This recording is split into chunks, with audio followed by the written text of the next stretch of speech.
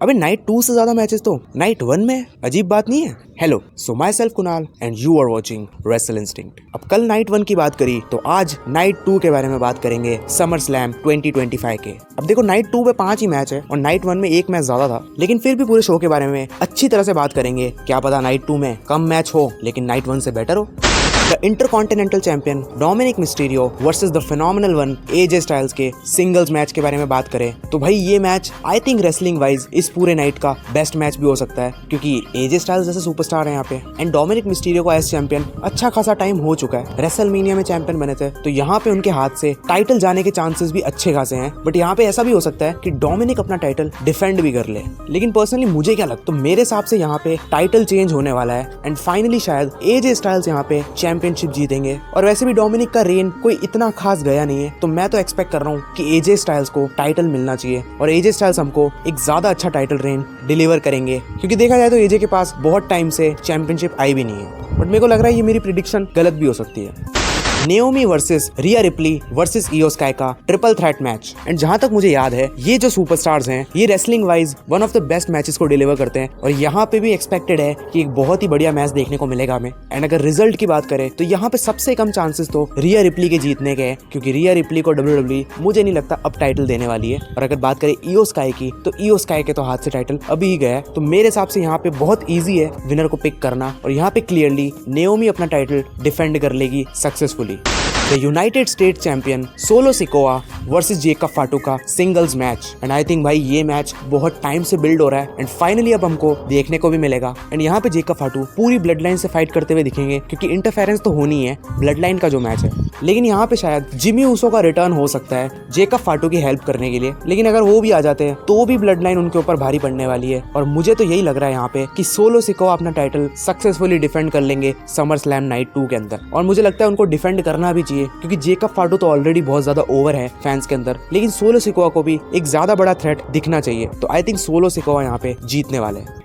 Beki Lynch versus Lyra Valkyria का singles match for the women's mid card title, and I think ये match इन दोनों के बीच में तीसरी बार हो रहा है और दोनों का रिकॉर्ड 1-1 रहा है और ये मैच डिसाइडर होने वाला है। और अगर देखा जाए तो कौन जीतेगा, तो यहाँ पे देखा जाए तो लायरा वेल्केरिया भी जीत सकती है, क्योंकि वो एक न्यू टैलेंट है। लेकिन देखा जाए तो यहाँ पे बेकी के जीतने के चांसेस थोड़े से ज्यादा है, क्योंकि उनके पास टाइटल कुछ टाइम पहले ही आया है। एंड मेरे को ऐसा लग रहा है कि ये स्टोरी WWE शायद और आगे बढ़ा सकती है, पर मैं पर्सनली चाहता नहीं हूँ। मेरे हिसाब से यहाँ पे इनकी फ्यूड को बंद कर देना चाहिए।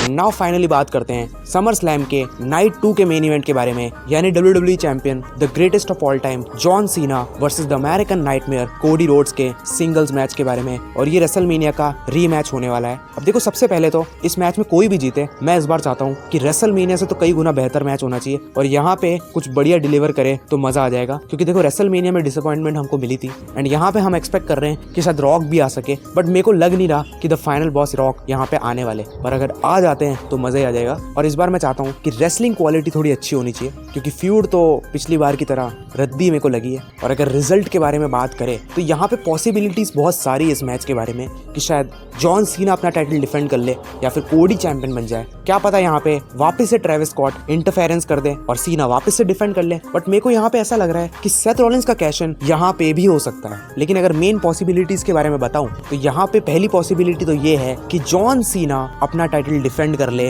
क्योंकि मैंने आपको बताया कि कोडी रोड्स समर स्लैम के बाद स्ट्रीट फाइटर की शूटिंग के लिए जाने वाले, इसलिए जॉन सीना के लिए चैंपियन रहना जरूरी है एंड कोडी फिर टाइटल जीत के ब्रेक पे तो ऐसे नहीं जा सकते। लेकिन अगर अगली पॉसिबिलिटी की बात करें तो यहाँ पे ये हो सकता है कि रैंडी ऑर्टन कोडी रोड्स पे अटैक कर दें और कोडी रोड्स को ये मैच कॉस्ट करा दें। अब देखो, पर्सनली इसके चांसेस बहुत कम है, लेकिन WWE ने ये चीज कई बार टीज करी है कि रैंडी ऑर्टन इवेंचुअली कोडी के टाइटल के लिए आने ही वाले थे, लेकिन कोडी टाइटल हार गए। लेकिन कहीं ना कहीं ये मैच पेंडिंग बचा हुआ है और क्या पता यहाँ से हमको इन दोनों की एक बहुत ही बढ़िया फ्यूड देखने को मिल जाए।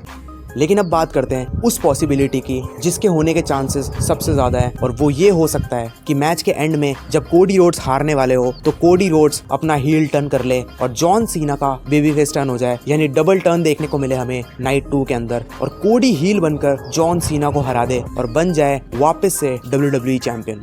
और अगर ये चीज हो जाती है तो कोडी के कैरेक्टर के लिए ये बहुत बढ़िया चीज होगी और सीना अपना टाइटल हार जाएंगे तो वो भी बेबी फेस बन जाएंगे। तो मुझे तो ऐसा लगता है कि यहाँ पे यही होने वाला है। और प्रेडिक्शन की बात करें तो ऑब्वियसली मेरे हिसाब से कोडी रोड्स यहाँ पे चैंपियन बनने वाले हैं वापस से। वेल मेरी यहाँ पे प्रेडिक्शन गलत भी हो सकती है, क्या पता सीना जीत जाए, और मैं चाहता भी हूँ सीना जीते, लेकिन देखो यार चांसेस तो मेरे को पर्सनली कोडी के ज्यादा लग रहे हैं। एंड अगर आपको कुछ और लगता है तो कमेंट्स में लिख देना। एंड मैं मिलता हूँ नेक्स्ट वीडियो में, तब तक के लिए पीस आउट।